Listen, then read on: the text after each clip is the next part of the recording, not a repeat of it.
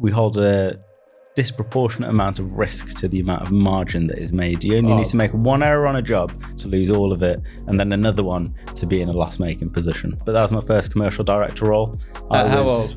I aimed to do 27. I didn't quite make it. I was 28 and about 3 months old. Anil. So if your goal is to become a commercial director in a very short space of time, you need this. Hello and welcome to the Own the Build podcast with me, Paul Hemming. Today is episode 264 and we are going back to our newly launched leadership series. Once a month, every month, we will be interviewing a current or former commercial director. This is an exclusive series featuring the UK's top directors. Every director who is here, who I say that to, raises their eyebrows as I say that.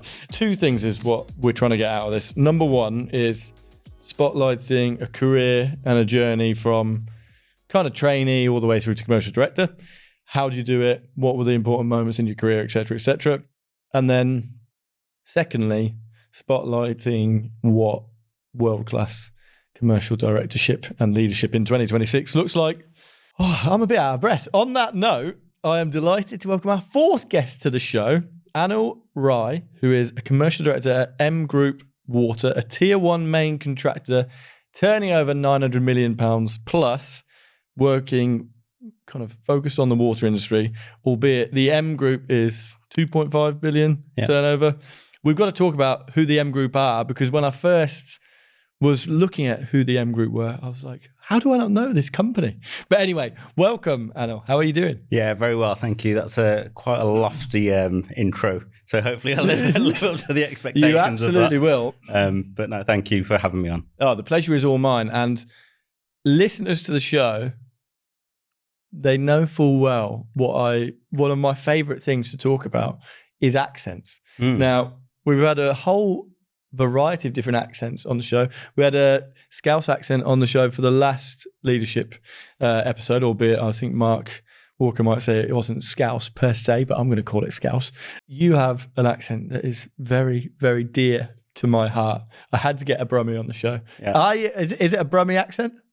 I think it's a Brummie accent now. I live in Birmingham, originally from Walsall. So sort of black country-ish, but I think it's neutralised over time. So yeah, a thorough sort of Midlands person I'd go for. I love that. For the I'm from the Midlands, but for the non-Midlands person, they would I think find it amusing that someone would say a Walsall black country accent which has been mellowed by a Brummie accent. Yeah, it has been mellowed, because if you've heard a proper Walsall accent or a black country accent, you would know about it, I'm sure. Indeed. So look, great to have you on the show, mate. Just first and foremost, we were talking about this in the cafe just before we came in here, and it was something that I didn't know. Who are M Group?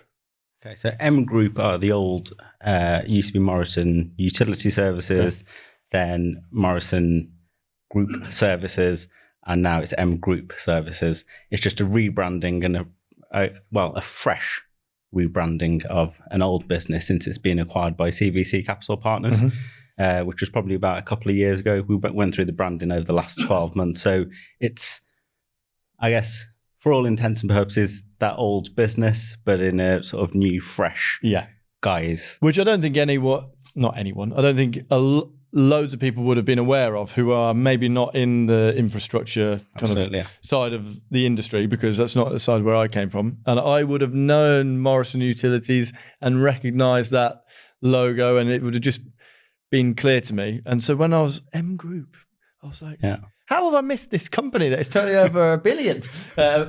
And it turns out I kind of hadn't, but it's just evolved over the last few years, effectively. Absolutely, that's right. Excellent. And so I've tried to outline what you do today. Just at the start of the show, whenever someone comes on, I ask for like a journey through your career. You look remarkably young to be a commercial director. I cannot wait for you to tell me what has happened over the last. You must be 23. You look so young. I wish I was. But so take me from kind of leaving school, or actually school, all the way to where you are today. I guess no one really sets out to be a quantity surveyor. Oh, well, most people don't. Most people aren't playing in the tend to- playground wanting to be a quantity surveyor. Yeah, absolutely. We sort of, most of us fall into it by hook or by crook, I guess. So if we go from like really early school days, I was always good at like science and stuff like that. So I always thought I was going to become like a doctor. I don't know why. It's just one of those things. I thought that's the direction I'd go into. I never really like revised or anything for any of my exams, and I started getting like A's and A stars in my science? GCSEs, and I was like, I'm getting these across the board. I must be unbelievably good. And then I went and sort of decided to go down that route. So for my A levels, I think I did something like maths and all three sciences. Thought I was a genius. Then I decided I might pivot into law, and maybe that's the route I want to go down when I go to uni. And then a little bit of research, and I found quantity surveying. Don't know how, but Googling things, found this sort of odd career path. There's no recollection of. It's not like a moment at a careers fair. It's not somebody said it. It's not like in the family. You just stumbled on it. I think I've just stumbled upon it at some point. Okay. On Google. Really? Way back when. And I just thought, that sounds quite interesting. There's a little bit of legal in there. There's a little bit of numbers, types of things I'm interested in. It's not accounting and it's not law. It's I'm not blend really sure. Of everything. It's a blend of everything. But when you read upon quantity surveying, it doesn't really tell you what it's going to be like to live and breathe that. But I guess that's sort of where it started from. And I ended up going to university. So from this point, I think I took what you'd say is like a traditional route. So university, went to Wolverhampton University. Sticking it in the Midlands. Yeah, sticking in the Midlands, really local, lived at home, save as much as I could at the same time. Full time? Yeah, I did it full time originally, and then it came to sort of like the second year, and then I decided to split off and do a sandwich placement because I quickly realised that actually I'm not sure this is going to be like reflective of reality. And what the theory? The theory just seemed a little bit odd about what I was sort of being educated in. So I thought I'll do a sandwich placement, get some experience. So I did that with, I guess, the local council, which was Wolverhampton Council, but their housing arm, which was Wolverhampton Homes at that point, and they're going through this like massive decent home scheme, like a £600 million redevelopment of all the council properties. Nice. So I got involved in that as sort of a placement QS, and then towards the end of that I decided I needed to go back to uni for the final year, and I thought actually I was right, it doesn't reflect reality, so this university course I'm doing isn't probably going to equip me with the right skills. So actually ended up in a role with Amy as an assistant QS full-time, doing that while I was full-time at uni in my final year. Really? Yeah, so I'd go to university. It was bad enough doing work plus part-time uni. Yeah, absolutely. So I decided, so my university was like Thursday and Friday. So I'd actually go to work Monday to Wednesday, go to uni for the 2 days, and also go to work on the weekend. So I was literally just churning it. And I thought that this is the point of, if I start grafting now and working really hard, then I'll probably get somewhere, quicker than most people do. Like a commercial director by my early 30s. Yeah, and that was, it was part of the plan for me. That was what was becoming a commercial director as early as possible. Really? Yeah, it was just sort of something I'd planned. I hadn't planned it that early on. I think I'd planned it by the time I was probably like 21, 22. I think I knew what I wanted to do at that point, and that I was going to do whatever it takes to accelerate my career as quick as possible. So that we will drill into, but just pausing on your reflections of the first year of university then, right? Because I'm probably going to annoy a load of people by saying this, but so I did part-time. Mm-hmm. So I have a couple of reflections of the quantity surveying degree. One, I started as a QS in October 2007. Mm-hmm. So I just missed uni. So I actually did like 11 months of work before getting anywhere near uni. Yeah. I was a subby, so the university course felt not completely, but like 90% of it like irrelevant. Yeah. And my reflection was that a lot of the full-time students, because we'd kind of be in some classes all together, just didn't really understand the realities of life, and that realities of life on site. I'm definitely going to annoy some people now. There you go. Absolutely. God. But what were the things? What made you feel like? I forget the language that you used. That you weren't getting the real experience. Almost. Yeah. I'm not entirely sure of what made me feel that, but I think most things are theoretical. If you go and test them out in real life, they're completely different to what you read. Doesn't matter what you do, that's sort of across the board. And I think that was just a general principle that I was going off, that this is probably going to be different. And then when I went out and did it, it was very different. Yeah. But I guess it works for some areas of quantity surveying that, I'm not saying one is better than the other. I think you need all of them. I think a university degree is probably aligned to being a PQS. Yeah, that's what I'd generally say. Yeah. And I'm a sort of through and through contractors QS. Who flirted with the idea of being a PQS the council, though, right? Your first experience would be PQSing. I guess it was, it was. But even then, I was out on site and I was with the contractors QSs all the time, so you get a better feel for things that are happening on site rather than just being in the office. Yeah. Did it also, that sandwich sounds like that, it gave you actually the courage to know, I want to be a contractor's QS. I want to be on site. I want to be. Yeah, I think so. And then when I did the role with Amy, and you got to bear in mind, I'm very young at this point, very inexperienced. But I was just employed. I think there was a contract with Western Power Distribution, and it was just my role was to final account the whole thing as everyone else tupied out as an assistant QS. As an assistant QS, about £250 million of work, and I was the only person there on site every single day, just final accounting. So it was with the subbies and the client. Yeah, so subbies and the client. Yeah, wow. Just doing up and downstream, and there were a few people for probably 3 months, and then it all tailed off as everyone tupied out into the other contractor that had won the work. Okay, and then by the end of it, it's just sort of me left. But it sounds like, so again, talking to my own experience here, I feel like my comprehension of the process was dramatically accelerated by the fact that I worked on loads of tiny projects, like sub 100K projects, contracts in that first year. Yeah. Then I started working on bigger contracts, but that meant that I did, notice to commence to final account statement like 20 times. Yeah. And again and again and again. Yeah. And it sounds like you had a similar experience. I guess very few people live that end to end, especially if you're on a major project that, a HS2, for example. The people that started it off aren't probably going to be the people that complete it. So the not many people get to see like an end to end process.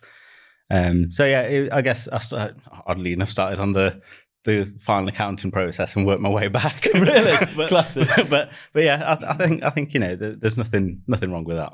And so you were at Amy. Yeah, Amy at university, and then I finished my final year, and then can we along this journey? Sorry to keep interrupting you. Can you just confirm your age when you leave or start a new job? Because I think I must be 21 when you finish uni, something like that. It's 21, I think, because 4-year course. After that, so that was a contract. It was a short term, get the final accounts done, and then let's see what happens. Ended up working for a developer after that. I left uni, got my first class. I thought, that's it, that's all I'm going to do. Yeah. And then I had this sort of interest in construction law. So I started a self-funded master's in construction law and dispute resolution, along with this new QS role that I'd picked up for a developer. Is a developer sort of doing some residential and some commercial developments in and around the Midlands, sort of 40-50 million pound a year, and there were just 2 QSs on it, so there's me and one other, and we sort of ran it like a construction management type model. We were the developers, but we QS'd the whole job and just subbed out the packages. So we were also like the main contractor at the same point. Yeah. So it was quite an interesting setup how it was working. Ultra lean. There's like 1 project director, 1 contracts manager, 2 QSs, and that's about it. And we just sub the rest of the work. And how big were the projects in terms of like units? I actually can't remember. They weren't huge. Probably like residential was probably 20 to 30 units at a point. And then, if we're doing commercial, there might be an apartment block with some commercial units underneath it. It's funny though, because so my experience was always kind of tier 2 when I started my career at Alumet, and then kind of tier 1 projects, if you want to call them that. So like the Shard, Fenchurch Street Battersea Power Station when I was at Permasolisa, and then I left, set up Sealink, and all of our clients to start with were that developer that you just described. And I remember thinking, God, it must be amazing being like surveying for developers like that. So I'm interested to get your feedback, but I looked at it as, I've just come off Battersea Power Station, where the level of bureaucracy was insane, and the claims and like the tit for tat almost that you're going through at the tier 1 subby, tier 1 main contractor, and it was just, it had driven me to delirium, I think. And I looked at those projects and thought, you're really close to the action. You make really decisive decisions on a project that impact the outturn of it. And it looked really good. I think it was one of those points where I naturally fell into a leadership position because there's no one else there. So you've got to, I guess, my internal stakeholders were my clients. And, you had to deal with the subcontractors face to face every day as well. So you had to do sort of the upward management because there's no one else there in between, as you'd normally have like a commercial manager, an SCM, a commercial director. None of that's there. And then downstream, there's no AQS or anyone else that you can send on site to do the measure or walk around with the QS. So it's absolutely just doing the top to bottom of absolutely everything. So that was great and really good for my experience and the people that I work with there. The project director or program director at that point, he was immense. He'd sort of run his own development company for a while. And then that a mentor that you look back on as? Yeah, I think I look back on, and he probably, you don't realize it day to day as you sort of live in life, but it's someone that sort of said, you've got something about you. You can believed in you, and you can probably do something with that if you want to. Which subsequently meant I left. But he's like, oh no. Which meant I left, and I joined HS2 as a commercial manager in the really early days of HS2. This is before the enabling works contracts were even awarded. So this is 2016, which feels, that's a decade ago now. So that's a long, long time ago for me. How old am I then? 23. So you've had an amazing amount of experience for a 23-year-old at this point. Yeah, and I've by that point I've probably got about 4 years of experience. I've probably just finished my master's, and I'm just about to start getting chartered as well. So I've got a lot of things going on, but my whole thing was I'd work every weekend doing everything that I need to do my uni, and pretty much had no social life while doing this. But it was a decision that you took. Yeah, it's a decision that I took quite early on. My decision was, and it is really random looking back at it, but I think I must have been 22 when I made the decision. Because before coming on to this, I look back in all of my old journals. I carry a journal with me everywhere, and I've got like my life written down in there pretty much. So I had a little look, and I'm about 22 at that point, where I said my 5-year goal is to become a commercial director. I don't know why I said that, but that's what you said. Yeah, that's what I said, and I said I wanted to do it by 27. At this point I'm 23. I'm a commercial manager at HS2. Enabling works contracts are starting. So got those rolling. Did that for 2-3 years, and then the main work civils contracts sort of went into their design phase. Is 2016, 17 is probably around about the time Carillion was going bust as well. They were part of one of the joint ventures that were bidding for the main work civils contracts for the area that I happened to be looking after, and then they went bust, and then had to go through that whole rigmarole as well. After that is probably when I actually started, I'd say, what my leadership journey was, because so that's client side. Then I went back contractor side, because I thought, look, if I want to do this sort of commercial director by 27, I want to be contractor side, and I feel like I can offer a lot more value there. So I joined I'm not going to call it a small business, 90, 100 million pound turnover, privately owned, one single shareholder. As head of commercial there. So it's a telecoms business, and this is the point where telecoms was sort of maturing a little bit as a overall business, as a utility. The clients decided to move away from their historical contracts and move into sort of this NEC4 term service contract model, and all the telecoms contractors said, and what's one of those? Pretty much, and started employing commercial managers, heads of commercial directors. So I joined there, head of commercial, and I'm 26 at that point, I think. What can I say about it? I think it was... So there's no commercial team at all, so I had to build one from scratch. So that's an experience in itself where everyone looks at you and says, so what is a commercial manager? What is a QS? And you got to like educate people in terms of what it is. Normally you walk into a contracting organization, everyone knows what a QS is. Here comes the QS. Yeah, absolutely. Whereas there it's like, and what's one of those and what do you do and how do you add value? So that ended up growing that team to, I think it's about 20 people, but we had like a fair few sort of administrator level people, and then various people all the way up to sort of MQS level, and built that up for over the course of 2 or 3 years as well. 2 years actually that'll be, because I was, and then after that I went into a private equity firm. I know this is quite a lot of jumping around, but this is like a sort of plan that I had made. Okay, that I was either going to be offered the roles that I was going to jump and make it happen for myself.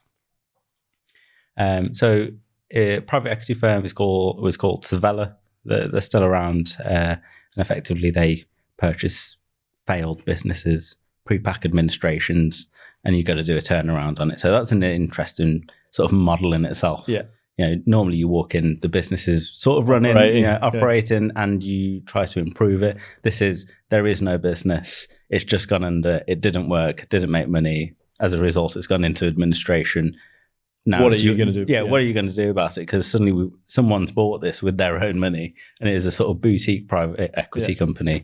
The chairman is the person that's put all the money in, and you meet him every month. Turn it around. Yeah, so you need to turn it around. So that was an experience in itself, but that was my first commercial director role. How old? So I aimed to do 27. I didn't quite make it. I was 28 and about 3 months old. I know. So I just missed it, but I think that's not bad going. But I think that's the power of writing some goals down and really chasing them as well. And can we pause, because it sounds like you were very motivated. Like the motivating goal was almost like this binary commercial director. Yeah. And having interviewed other commercial directors, a lot of them have advocated for kind of there's almost a company that defines your career, right? And so what they mean by that is kind of, having to be somewhere for, 5-10 years, maybe not getting the salary bump by moving. That everyone can get a bump by moving, right? And so that's what they've advocated for. But interestingly, your kind of binary decision, I want to be a commercial director. I know I'm dramatically simplifying. Yeah. And then you've kind of moved and moved and moved. And it sounds like your title was then, so I got commercial manager, now head of commercial. I got head of commercial, that then allows me to go and do commercial directorship. Yeah. What would you say what would your advice to someone be if asked the question, do I need to stay at a company for a long time to achieve commercial directorship or otherwise? It's quite a difficult one, because I'd advocate to stay somewhere, but I haven't done that. And the reason being, and I'd advocate to stay only if your goal is to become a commercial director in a very short space of time, you need the skill set. And as long as you've got a mentor in that business that is willing to give you all the rope, make all the mistakes, do what you need to do, then absolutely stay there. But if you don't get that support, and this is part and parcel of everything from a leadership perspective, you've got to support the people. If there is someone that really wants to go at it like that, you've got to recognize that person and say, just because I didn't do it that way, it doesn't mean it's wrong. Just let them do what they need to do. But a lot of the business, it's probably not necessarily true, but the way I felt at the time was I wanted to go a lot quicker than the businesses would let me. There was like you kept on hitting a ceiling almost. Yeah, I'd do something. I felt like I was outgrowing it. Everything became quite easy to do at that level. And it was like, okay, so what next? Can you give me some more? And there's no more to give. So at that point, you're kind of feeling like itchy feet. I've got to move on to... And I know it's a bit odd the way that I went about it. And I don't think so. I mean, it's a unique story. I don't know if I'd say odd. It just doing these conversations, having these conversations that I'm now having, it's a very different mentality. I don't know if it's a generational thing of where it's like running towards it. Yeah. Like as you say, journaling, setting a goal and thinking, how do I get to that goal? Look, if you're able to compress a lot of 20 years of experience into 10, if you're able to do that and you have the ability to do that and the sort of grit and gumption you need to do that, then why not? And if someone else does, you should recognize that in them and allow them to do it and support them and give them everything that they need to be able to do that. But not a lot of people want to do it as well. No, exactly. Because you have to give up a lot of your personal time. And I did give up a lot of personal time, my weekends. And I'm sure if my friends are ever listening to this, I'm not sure my friends listen to QS podcast. What?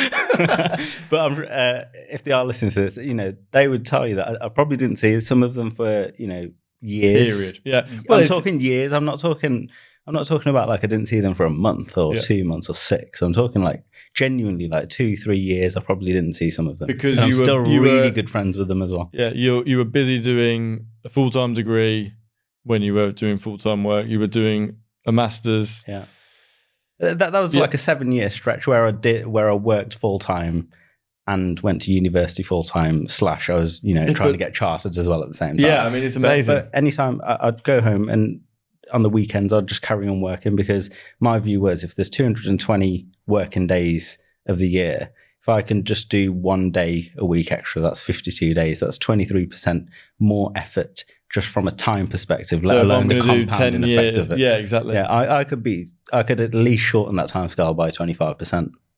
And can I ask you, if I offered you to do exactly the same thing again, would you do it? Yeah, probably twice as hard because I realised it's doable. You want to make 27? Yeah, absolutely. I genuinely would. I'd do it, and I'd probably go at it a little bit harder than I did. Wow, that's amazing. But I mean, I think if you asked my partner Anna whether she thinks I should work more or less, she would say a lot less. And I've committed a lot of time, but nowhere near the level of time that you have.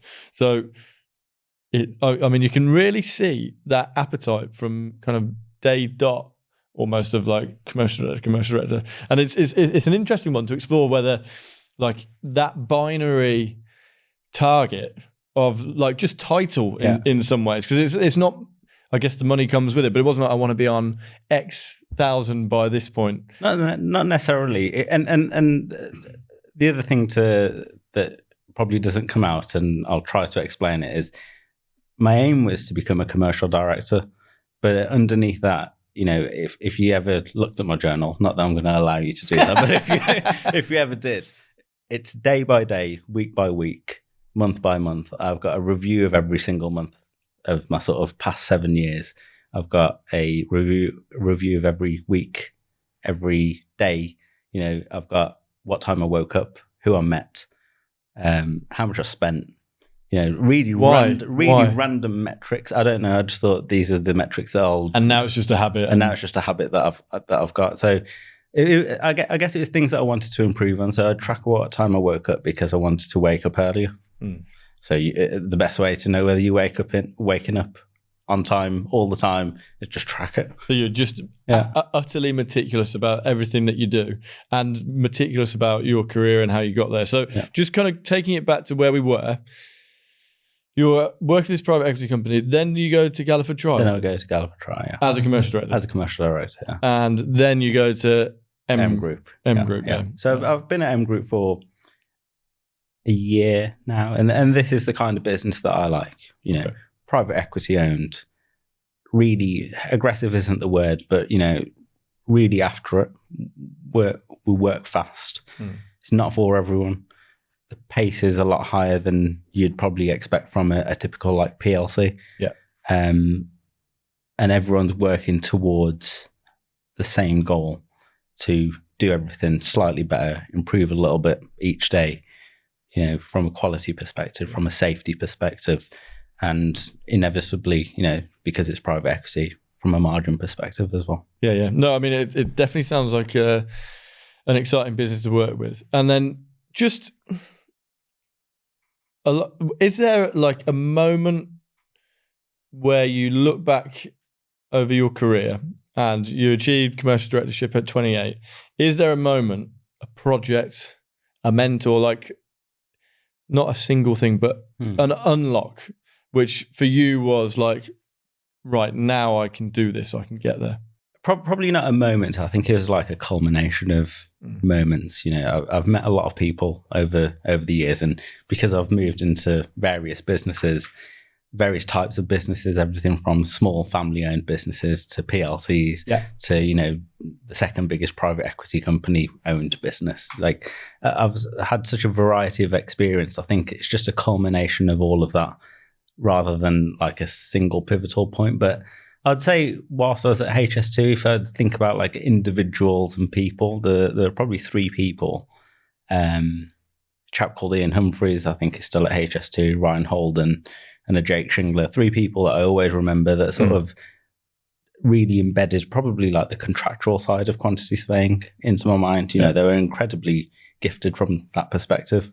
And they'd sort of let me do whatever I needed to do, make the mistakes, you know, manage the JVs. And it was probably those three guys that sort of really started it, which is odd because they did come from a contracting background, ended up in client-side world. But yeah, I think that's probably like one of the many pivotal points. But, you know, going into private equity was probably another pivotal point for me because not everyone experiences that. There are very few people that could say, I've been in a business that on day one, you had ransom creditors. You had no business. The clients weren't signed up. You know, the original business. There wasn't any other QSs. I set up the. Absolutely. So there's very few people that have been through that pain because it is an incredibly painful experience to go through because the subcontractors don't want to work for you because the business that's gone bust has just not paid them. And as a result, you know, they're feeling the pain of that. So how much do you pay all the ransom creditors? You know, you got to balance everything up. And then the clients might not want to sign you up. You don't necessarily have a business on day one. The clients might say, actually, I don't want to novate the contract. I'll just award it to this other company that's doing work for us further down the road. And having those negotiations is tough as well. So you've as you say, kind of starting at the council, PQS, contractor, HS2, private equity. So you've had a whole host of different experiences. Just when you think about your role today, commercial director at M Group, what are the functions of your current role that you see as the most important? Generally, I would say as a commercial director, you know, you don't want to be micromanaging anyone. I think that's really critical because it's such a big business. You physically couldn't be in all of the detail all of the time. So I think it's a matter of employing the right people, having the right team around you from every perspective, you know, not just from a QS's perspective, but the right safety team, because safety is critical and should be ahead of margin no matter what happens. The right quality team, the right, you know, contract directors and contract management team, operational team, delivery team. It all needs to be the right setup. And it is just people that make a business. It shouldn't be confused any more than that. Yeah. You know, if you've got good quality people that you can rely on, I think you've cracked it. I agree with you wholeheartedly, and recruitment is probably the single hardest thing to do in any business, any team. Yeah. Just how, so in your current team, how do you structure, how many QSs are underneath you, and how do you then structure and filter that team down? Well, I guess we're sort of moving toward this sort of matrix organization, so it's really hard to say like this is how many people there are. In the water business, there's probably north of 160, 180 QSs in water alone. And have you ever felt during your career like this is difficult because I'm so young, managing people?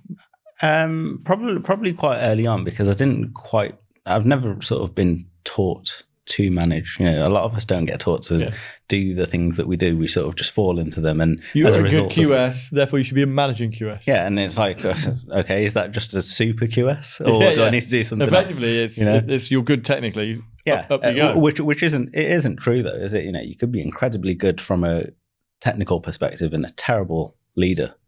Your IQ could be through the roof, and your EQ could be like down there, Yeah, and you do see a lot of that because naturally people that become QSs are, you know, analytical, you know, in the detail, and rather than sort of type of people. I forgot what the question was. The question was, how do you structure how is the team structured? Okay. So I asked this because you talk about wanting to not micromanage, wanting to be able to delegate. Yeah. How, like, there is a prism through which that can be done, right? Yeah. So how are you structuring the team? So I guess from that kind of structural perspective, we've got sort of framework level commercial managers / senior commercial managers, depending on how big the portfolio of work is. We're sort of aligned to the operational structure. So there's almost like a contract director for each of the various frameworks that we've got, which might be split into two if it's a huge framework. And then we've got a commercial manager aligned to each of those. So there's a one-to-one relationship there from an operational and commercial perspective.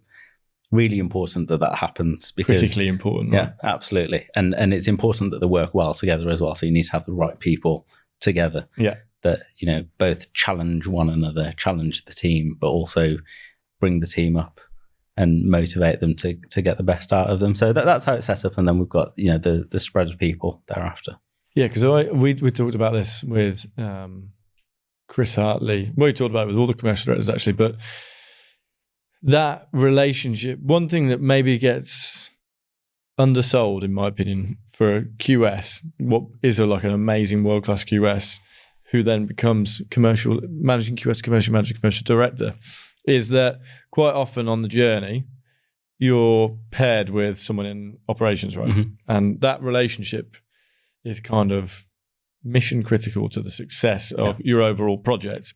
And quite often you'll be a trainee, you'll be at your level and your counterpart will be at the same level, but you're kind of together going on the journey and the rise through the business. So I think that's why at times some people have said it's good to stay in a business, because that operational relationship you might end up commercial director and project director, or commercial and ops.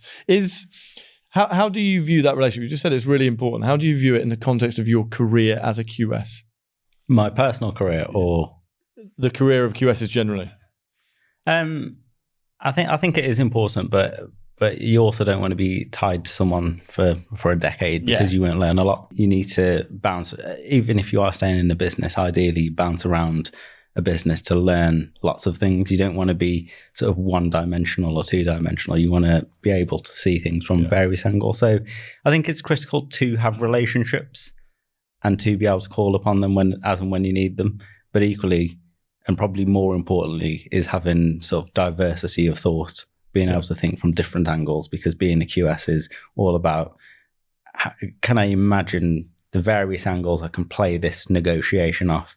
And this person would play it this way, this person would play it that way, and I would go this way. Yeah. And what is the best scenario for, that thing that's happening right now? So you can only get that from diversity of thought. So I think it's important actually to bounce around. Yeah, absolutely. And when you've got framework commercial managers, there's teams below them, they're kind of paired with ops. For you, how much of your week is strategic? How much of it is, being more involved in the projects?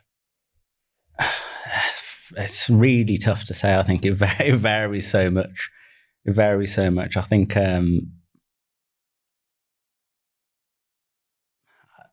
I'd probably really struggle to answer that, because there's no one week that's the same as the other week. I think we move at such a pace in the business that I'm in that nothing is ever really the same.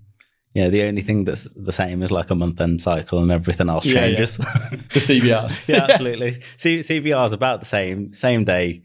But look, from an overarching perspective, I think you've got to spend at least 30% of your time thinking about strategy. Yeah.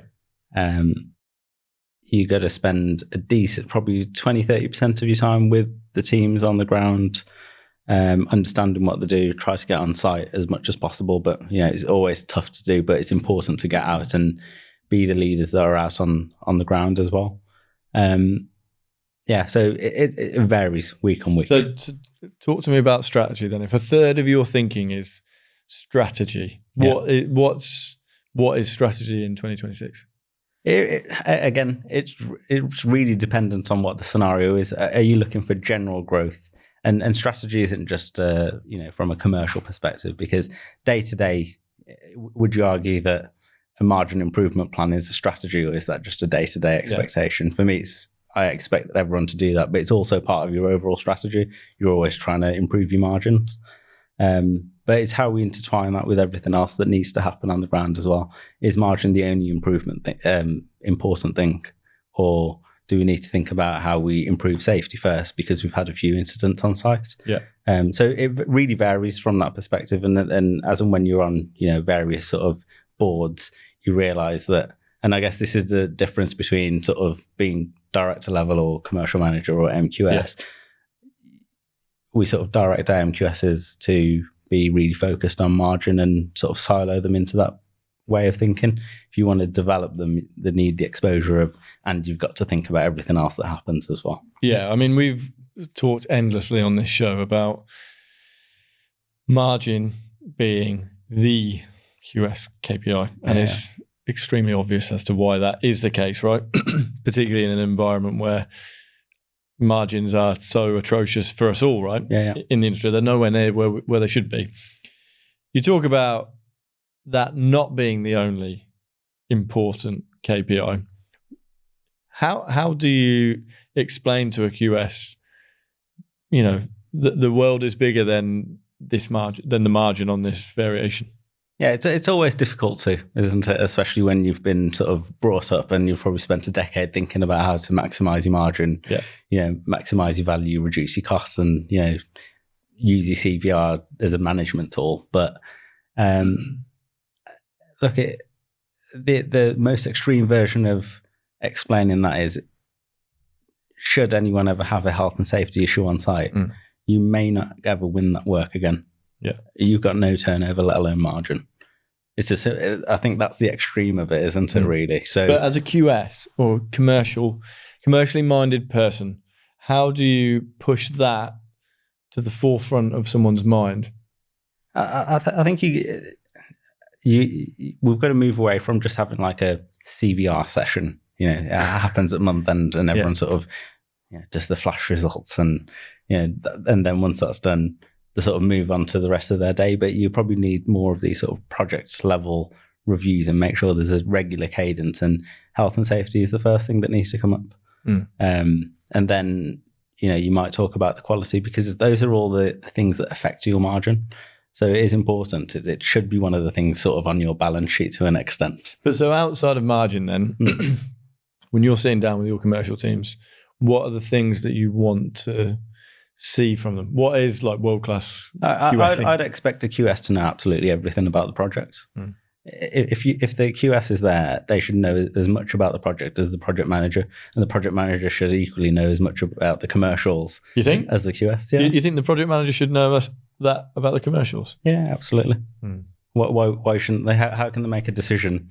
On anything. But again, it talks to like the closeness of that relationship. One is the advisor to the other. Yeah. One is more of an expert than the other. Yeah. But you can't be an expert and advise someone on something that you don't know about. Have any knowledge about. Yeah.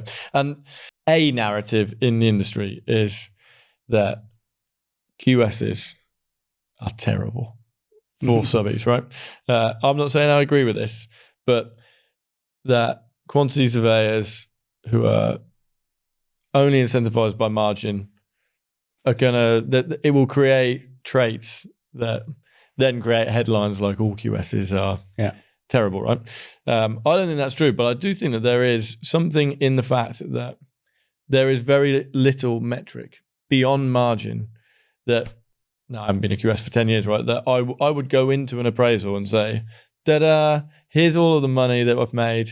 Yeah. This is great. Give me my pay rise. Yeah. Blah, blah, blah. Because that's how it works. Yeah. No one was ever saying to me, quality health. No one. Yeah. Quality health and safety. No one was saying, how are your relationships with these subbies though? Do you see what, like, so if you're appraising your team, like, are there KPI, like tangible KPIs beyond margin? Because it feels very easy for me to say that there should be, but it's quite hard to measure that qualitative data as opposed to the number. How do you measure how well someone's client relationship is? It's incredibly difficult to do, isn't it, really?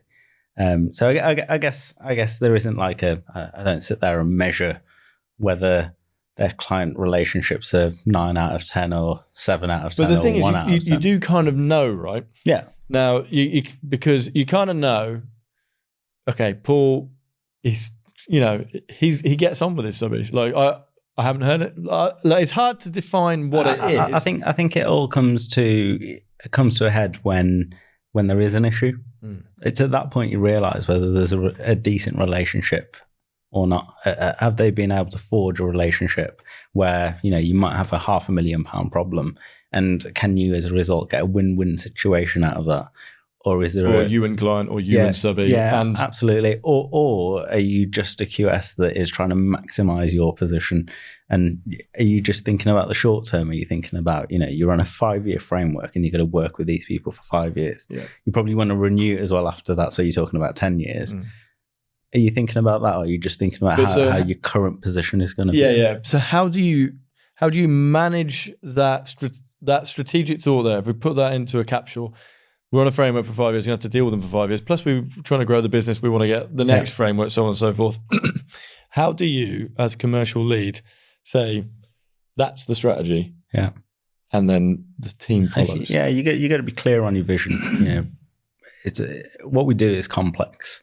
There's so many moving parts, so you got to be clear on what that vision is, what your morals and values are as well.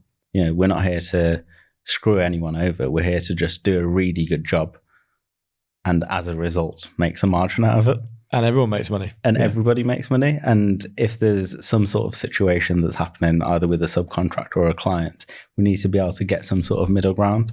I think it's quite tough being in this position because I don't probably deal with all of the day-to-day and all of those negotiations. So the question is, how do I make sure everyone else does that and reflects that? Yeah. And I guess it is just a matter of, you need to give them exposure to, it's not all about, it is about margin to an extent, but sometimes you just got to not make a loss, or, not erode your margin or not erode it too much. So a little bit of damage limitation. And if you think it's going to, raise the flag really early, let everyone know, communicate it. And, as long as it's communicated, it's not going to become an issue. It's going to become an issue if you didn't communicate it and you did a load of stuff that you shouldn't have done. You went outside, to handle it, and you went outside of the governance and compliance regimes. Things happen. It's like I'm with you on all of that, and it's just this point I find really frustrating, right? Because everyone I speak to on this show feels like they approach the industry with empathy for client, empathy for supply chain, who we're working with, and wants to, like, the talk. And I'm guilty of this as much as anyone, right? It's very easy for you and I to talk about this here. It's much more difficult for you and I to have the same principles when we are arguing on a final account, right? Absolutely, yeah. But it's kind of like, because the QSs who have built those relationships, and you just, there's something in your mind which just allows you to know, okay, they've done it. How do we create an environment where margin isn't the only KPI, and that you can measure the success of that person can build a relationship and it's good, like the depth and richness of that relationship? It's probably a really big conversation to have. That is, I'm trying to have it. it's an industry level conversation rather than contract specific or contractor specific. Ultimately, the industry isn't set up to allow enough money to be made down the chain. That's my general view, and I know that's sort of like an overarching statement to make. But if you look at the amount of subcontract organizations or even main contractors that go into administration or liquidation because the cash flow is poor, the margins aren't high enough. I mean, if you're making 5% margin and you got 3% retention, you're not going to get a lot of cash, are you, really, through the door? So how are you supposed to stay liquid? Yeah. And this is the challenge. Whereas if you look at a typical technology company, they might be on 40, 50, 60, 70, 80% margins. Which is astronomical. Are you looking at me? Absolutely looking at you. Which are astronomical in comparison to what the construction and infrastructure industry do. But if you then look at the amount of risk that we have to hold as contractors that are working for the clients, we hold a disproportionate amount of risk to the amount of margin that is made. You only need to make one error on a job to lose all of it, and then another one to be in a loss-making position. So nail on the head, right?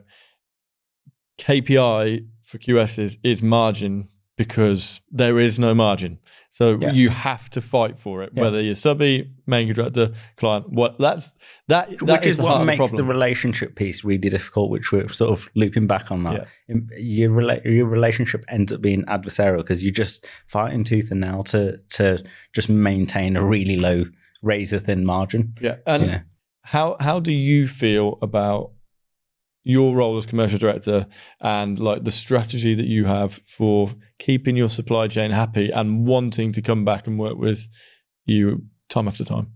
It's quite a question, isn't it, really? It is, but I feel like someone that's into procurement has asked that question. and who used to be a subby. Absolutely. Busted. Yeah, I think, look, I'm not going to go into too much detail from like a M Group perspective, but as a sort of generic overarching view of that, I think it does come down to long-term relationships are going to have to be forged to get any sort of tangible amount of work done. Yeah. And for any sort of subcontractors that are listening, we also, as the main contractors, have that challenge with our clients to get a level of work through the door. A lot of frameworks, not only in water, but across the board, are just zero value frameworks. What do you mean by that? I.e., there's no guarantee of work. We just have to set up a team assuming work is going to come through. So you might have tendered for what is meant to be £1 billion of work over 5 years. It doesn't mean government £1 billion doesn't get the funding, it doesn't filter its way down. Potentially, or it sort of just gets stuck in, maybe one of the clients, and that they can't get the work out to us for whatever reason. It could be, I don't know, they can't get their environmental applications done in time. This is where my lack of understanding of the water industry is. Yeah, but I think infrastructure as a whole, if you can't get your environmental application through the door, then you might have a 12-month delay. Yeah, you might have a 24-month delay, because if you can't do your ecology surveys in time in the seasons that it needs to be done for a great crested newt or a bass or anything like that, then you got to wait for the next season to do it. So if you need to go through that area that has got some sort of ecological issues potentially, then you might have a funding issue. So it's really difficult for us to say we will guarantee you work. Yeah. If there is no guarantee of work from anyone else. Yeah, so again, it comes to that from an industry perspective, there needs to be a guaranteed pipeline of work, and we need to probably generally move away from 5-year cycles. It's a terrible timescale, 5 years. Is it? Because it takes about a year to get going and a year to slow down. So you've only got about 3 years in the middle, and then it takes you another year. So you're always, trying to catch up, and you've got these ebbs and flows of work. If they did it over a decade, at least you've got something to go at. Yeah, and then at that point, I'd probably argue that maybe do it over 2 decades. I love that.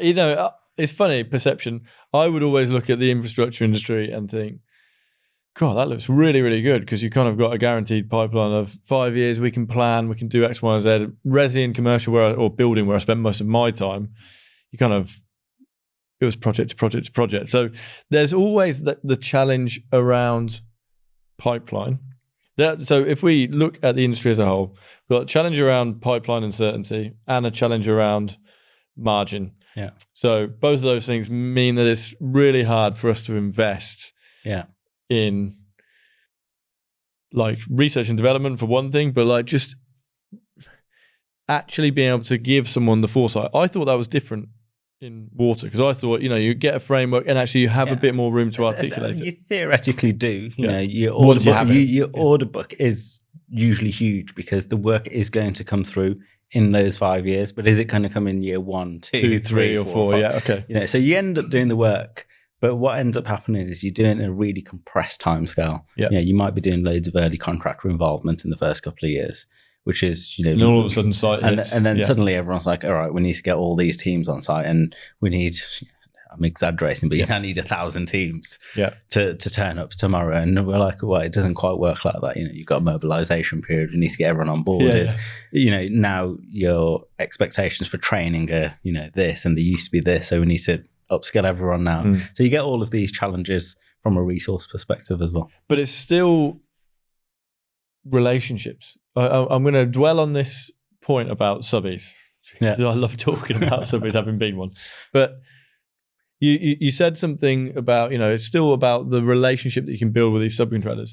But we're struggling to do in this conversation, and we as an industry struggle to do, is pinpoint how to cultivate a good relationship. It's kind of not quantitative. So it's gonna, what it's like to build a good relationship. But you're like, for a QS to deliver you an amazing result, they effectively need to procure on time, procure on budget, and commercially administer that contract together with the project contracts manager, whoever, a great relationship. So at the end, subby says, that was brilliant, love working with you. But it's that last point which is really hard to quantify, but is where the long-term genuine success can really come from. Yeah. I'm just talking out loud here. Right? No, it's difficult, isn't it? It is really difficult. It is. And as you say, it's not something that you can sort of point at. Yeah. So it makes it really tough. But it is just a behavioural piece, probably, from an overarching perspective. That's why we're probably not very good at it as QSs, because we want a number. We want a number and we can't really point at it. Yeah, exactly. Okay, and so just talk to me about like digital tools as a commercial director. Are there things that you think should be introduced, or that you have introduced into your teams to kind of change things? Yeah. This is the perfect moment to have like a really good podcast soundbite about all this AI stuff that we've built, right? But I'm going to actually veer away from the question somewhat. Okay. And just say, as an industry, we need to just do the basics better. The amount of times you see a CVR not managed properly, or just used as a reporting tool and not a management tool, it's actually quite scary that that's what it's used as. Like, oh, here's a number that it spits out at the end, but it's more about, and then what are you going to do about it to make it up, down? That piece is missing, and I think the basics need to be taught better. Like, when you did your first CVR, did anyone actually sit you down for 6 months and say, and this is how you do a CVR? Because that's what should be happening. But you don't go to university, as we touched on earlier on. You don't get taught about CVR. You don't get taught about a CVR when you're there. So I think that there needs to be some sort of formalized training around how to do the basics properly, what is expected. And then you can start saying, okay, and then we want to digitalize that, or we want some sort of artificial intelligence that does the reporting, because the reporting aspect of it, I've got no doubt about it, in the next 5 years is going to become automated by some way, shape or form. I don't have the solution, because if I did, I'd probably be a multi-millionaire. But if I did, I think CVRs and reporting will become automated within the next 5 years. If you have moved away from Excel and Word. Yeah, absolutely. Yeah. If you've digitized the workflow. But the piece where your imagination comes in and your entrepreneurial spirit comes in isn't the reporting, because the reporting is just going to say what happened. What we really need to focus on is, and how we're going to influence the future. And that's where humans will have to come in, and we'll have like this sort of hybrid, I imagine, world where the reporting is just automated and you just can get your CVR pinging through live all the time. That's how I imagine it being. And then the QSs are actually now more strategic, value add, margin 100%. Add people that are saying, and this is how we're going to influence it, and then pump that into some sort of AI machine learning system that keeps learning. Well, I mean, even us forgetting AI, right, for the moment, we see that the majority of contractors, 100 million plus, almost every single one of them is still kind of managing information on Word and Excel. Yeah. Some of them have a data lake, some of them are pooling information, some have got good reporting. But the reality being, you could be in that position in 5 years where the reporting is done for you as you want it to, but it's going to really struggle if your inputs are zilch because the QS has got it on his hard drive. Yeah. And I mean, it doesn't matter. You can use the fanciest piece of digital tools in the world. It's just data in, data out at the end of the day. So where are we getting all that data from? Is it the right data? Are more important questions than that. So you can manage that in Excel. I'm not saying it's the right thing to do. I think long term, it's definitely not the right thing to do.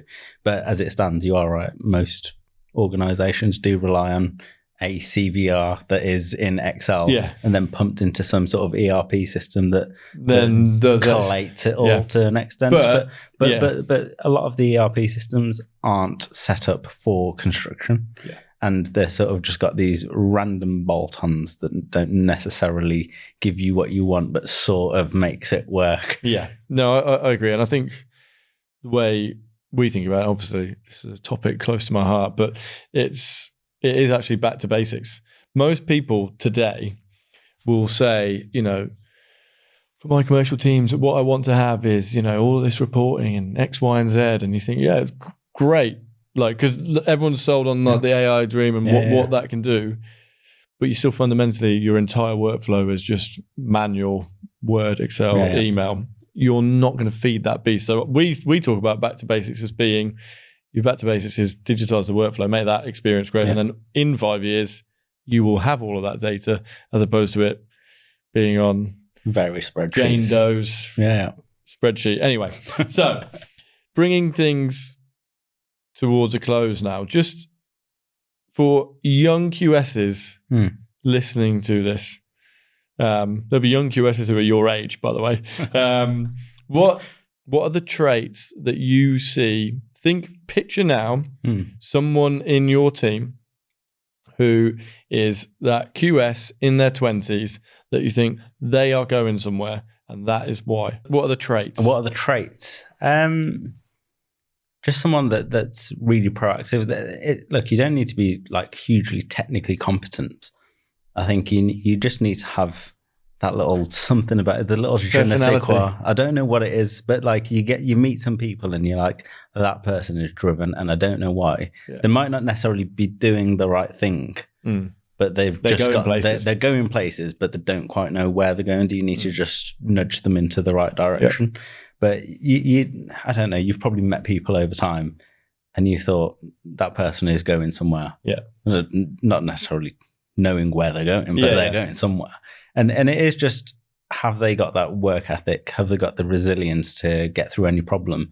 And have they come to that realization that actually life this is quite philosophical now, I've just thought about it. Life in general is just a set of problems. Yeah. And our only purpose in life is to resolve those problems. And it's exactly the same for a QS, right? Yeah, and it's the same for a QS. It's the same for anyone that does any job, any role. And even if you don't have a job, you've still got a set of problems that you need to go and resolve. Yeah.